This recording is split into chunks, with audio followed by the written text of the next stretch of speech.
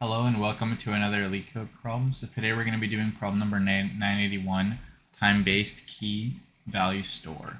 And so for this problem, you need to design a data structure that can hold multiple values for the same key at different timestamps and retrieve the key's value at a certain timestamp. So you can initialize it, you can store the key with a value at a given timestamp, and then when you try to get a value at a timestamp, if you have that timestamp, then you can return the value, and if you don't, you need to return the value at a timestamp previous that's less than or equal to the given timestamp. And if there is nothing, then return a empty string. Okay, so let's actually take a look at this example one. So what we're doing is, we can draw this out as well.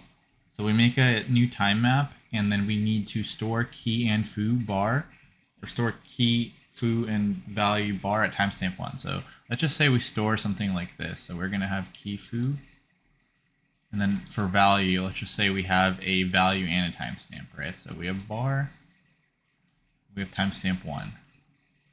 Now we are asked to return the value of foo at timestamp 1, which is going to be bar. So that's pretty straightforward. And then we are asked to return the value of foo at timestamp 3, but we don't actually have timestamp 3. So in that case, we need to return the biggest timestamp that's smaller or equal to the timestamp that we have. So we're trying to get 3, we don't have 3, but we only have 1. So 1 is smaller than 3, and that's the only value we have. So we're going to return this again. We're going to return bar. Now they're asking us to add another value in here, and so it's going to be bar at timestamp 4. And then they're asking, okay, return the value associated with key foo at timestamp 4, which is going to be bar. And then they're asking, for the last part, return the value of foo timestamp 5. So we don't have something at timestamp 5, but we want the biggest possible timestamp that's less than this 5, which is going to be this 4 right here. And so the algorithm we're asked to write is pretty much, we can change it to something else, right? So given a sorted, right, because this is sorted, we can store it in a sorted way anyway. So we're going to have some sorted, let's just call it a list of tuples maybe, but either way, or a list of string, or a list of arrays. But we're going to have a list of tuples there. We're going to have a timestamp and some string. Okay. So let's just say, 1, 2, and then some string, 3, whatever. So we're going to have a list of sorted timestamps. And what we need is, given some random timestamp, like a 5, we need to ask ourselves, where is our value in this thing? And so what algorithm do we know that allows us to search through a sorted array of elements in the fastest way possible? Because if they asked something like, given a timestamp and the timestamp is like the current time, get either something that's there already or something below that, right? So if we're guaranteed to get a timestamp that's bigger than all of these, like let's say we always get a 7, then that's going to be a lot easier to do. But now we can be given any timestamp. So a timestamp can be anywhere, anywhere. And so we need to search through a sorted array, pretty much. That's what our algorithm boils down to, is we need to search through a sorted array as fast as possible. And so what's that going to be? Well, that's going to be a binary search, right? We can search through the sorted array as fast as possible and find a timestamp that we're looking for that matches our criteria. Or if we don't find anything, we can just return the empty array, or the empty string. And that's going to be the fastest way to do it, is we need to have a binary search where we search through an array. And so what we need to store actually for our data structures, we need to have a key. And then what we're going to be storing is the time and the value, whatever the value is. And we're just going to, the way we're going to do this is, since we're guaranteed in this problem, when we call set, we're guaranteed to be given increasing timestamps, 7, 8, and so on. We can simply just append whatever value we just got to the end of the current array we have, and it'll stay in sorted order. And then we can just do a binary search in the array at a given key to get the value as fast as possible. Okay, so let's code that up. So what we're going to need is, we're going to have self dot, just call items maybe, equals default dict. And remember, we're going to have, for every key, we're going to have an array of timestamp comma value of values. Okay, so set here. So what it set do, it stores the key at the value of the given timestamp, and this timestamp is guaranteed to be like unique. So we don't have to modify anything. This is going to be guaranteed unique.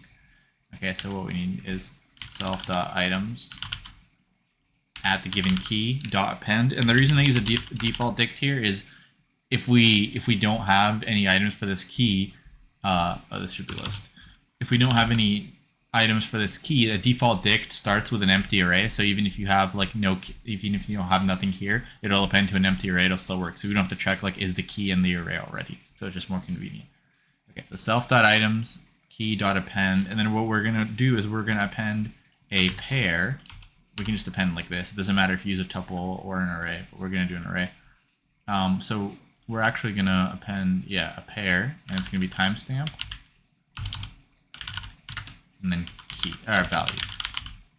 Okay, so that's all we're gonna do. Now for this get, so what we need to do is we need to do a binary search in this array, and we need to figure out, is there something that matches our timestamp? So let's do that. So let's just first of all get this array. And so what would that be? So let's just say like, what would you call this? Just call items. Maybe no, we already have items. So item, just say cur items or something equals self.items key. Okay, so first of all, if this is the empty array, so actually the nice thing is our binary search will work for an empty array because we're going to have the left and right, and it'll just never go into the binary search in that case. So that works. Does it? Yeah, because, yeah, it'll work. Because the length will be 0. Yeah, it'll work. Okay, so now we're going to do standard binary search.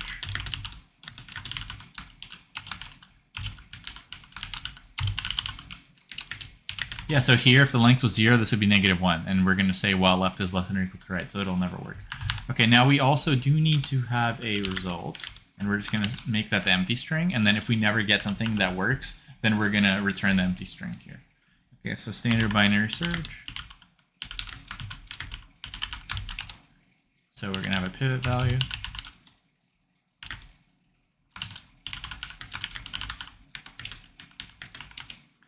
Okay, and then here we need to, so what are our conditions here that we need to think about? So one condition is we reach a time that is greater than the time we're looking for. So let's take a look here. So I'm going to show an array of times, but this will be an array of times with their value. So let's say we have a time we're looking for like 5. And we have just like 1, 2, 3, 4, 8. So if we get to just a random value like this, we can get to a value that's smaller.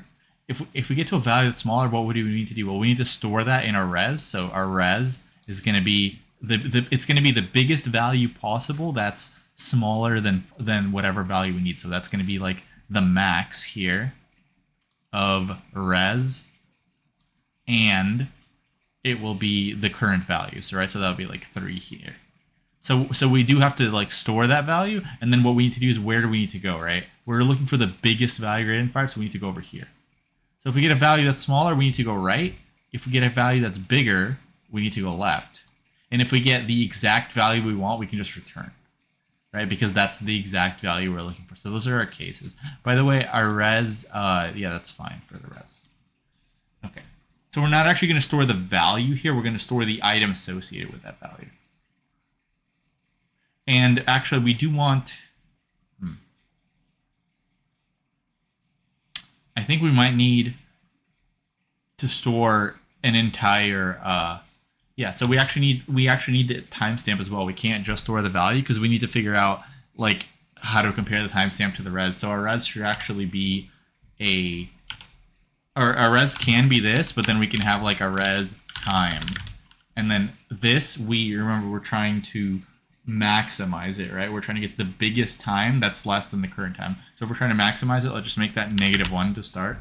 Have some invalid value, and then we can check if res time is -1, that means we didn't find anything that is good, so we can just return this thing right here. Okay, so let's look at our cases. So if cur items pivot, and then remember that we're going to be storing these in timestamp values. So timestamp is going to be the 0 index. So if this equals the timestamp we want, then we can just return straight away. So we can just return this, and it should be just the thing that's index 1. Okay, so that's one case. Now, we don't need an else if here because this would just straight away return. Okay, so now if it's greater than timestamp, then we need to go left. So if we need to go left, we need to say right equals pivot -1. Else, if it's less than timestamp, we do have a valid answer. So we do need to update our res and our res time. So let's do that. So res equals current item. So this is going to be 1. And then res time is going to be at time 0. Oh, but by the way, so we don't want to do this. So we want to do, yeah. Okay, so we actually want to do, we don't want to just straight away say that we're going to use this value. We actually need to see if it changed. Okay, and so how do we do that? Well, we can have like a temp. Yeah, and then res time. Remember, we're trying to maximize it, so it's going to be like this. Max. Okay, so if we did change the res value, that means we need to change the res string. So let's do that. So if res time got changed, so it does not equal temp, which is the old res time, then we need to update our string as well. So that's going to be just this right here at index 1. So this is our new better timestamp. Okay, so that's, we took care of that. We updated our res. Now we also need to actually update the left and the part of the binary search. So we got to a value that's smaller than timestamp, but it's a value we want. So if we got to a value that's smaller than timestamp, we need to check the right of that because we want the maximum value that's smaller than timestamp. And so that's going to be left equals pivot +1. Okay, and now here we should, if my code is right, I'll double check, we should just be able to return res, because if we didn't find anything, if we didn't find any like timestamp that was valid, this would never happen, and so we would never actually update our res. So we should just have the empty string. Let's try that.